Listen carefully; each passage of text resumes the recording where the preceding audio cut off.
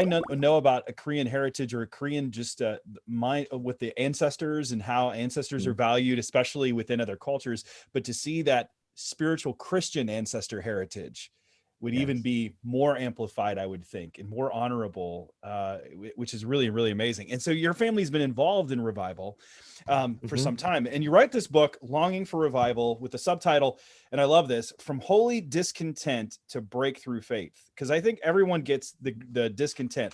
But what was the impetus to write this book? It wasn't about your grandmother defecating on a tree that she cut down, which I'd like to know how that story got passed down. And that was a story that's, by the way, kids, let me tell you about grandma.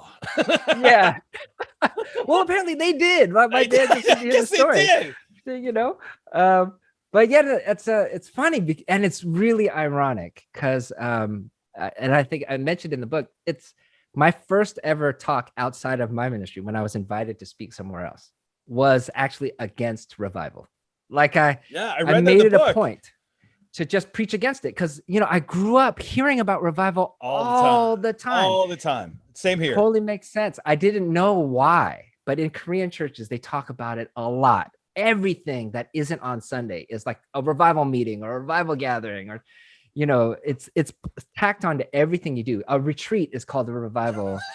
And I didn't know, to me, it just felt like they were just trying to drum up my emotions or it felt manipulative to me, the way they kept using this word to try to stir me up into some stronger devotion for faith. So I grew up really with a negative attachment to that word because it was just around me all the time.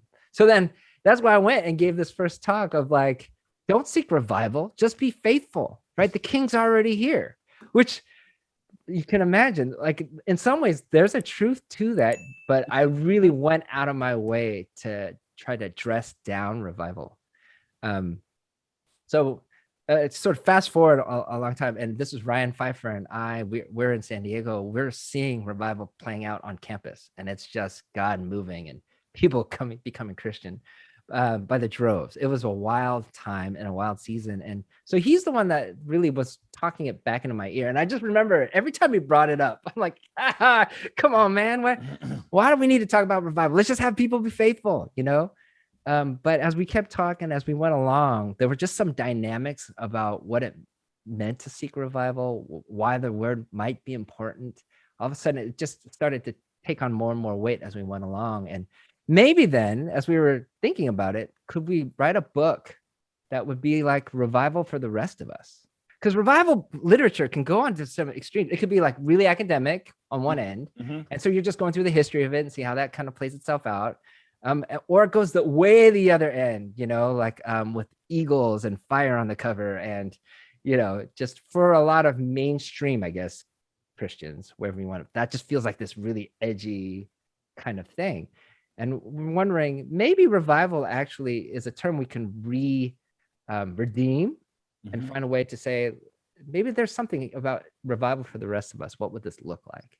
And just try to unpack it in everyday language in a way that would make it something that would seem like something we should do and something that we could seek, and sort of lean into the psalmist's prayer in Psalm 85 of, would you revive us, O Lord, so that people may rejoice in you.